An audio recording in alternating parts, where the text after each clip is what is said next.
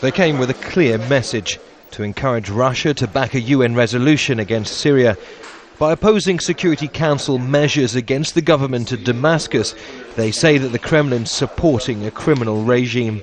We call upon Russia to use its leverage to the Syrian regime to stop the killings done by the Syrian security apparatus on the Syrian peaceful demonstrations. This is the most important thing. The delegates all live in exile. At least one of them is a member of the Muslim Brotherhood, an organization banned in both Syria and Russia. The men came not at the invitation of the Russian government, but of a regional cooperation society. The only Russian official present at the meeting was the Kremlin's Africa envoy. In Syria, we understand that we have no other friends than the people. Leaders come and go like politicians do.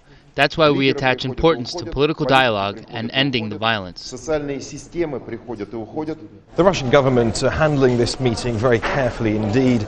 Moscow, a long-time ally of President Bashar al-Assad, doesn't want to send the wrong signal to Damascus, but also wants to show Western powers that it's constructively engaging with the Syrian opposition.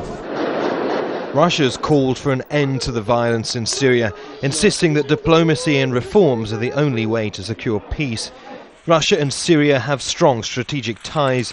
Syria is a major buyer of Russian weapons, and the Russian Navy plans to station warships permanently in the Syrian port of Tartus.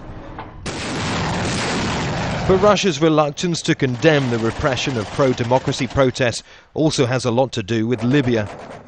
The Libyan situation is a very good lesson for Russian diplomats. Prolongation of military actions doesn't give any positive results.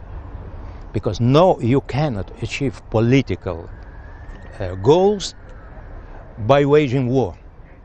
Russia believes NATO-led military forces in Libya have abused their mandate and the authority of the UN. That stance increases the chances that Russia will use its UN veto to block even mild punitive measures. The opposition delegation, though, are here to convince Russia that the Syrian people are the victims and that politics shouldn't come in the way of their protection. Neave, Al Jazeera, Moscow.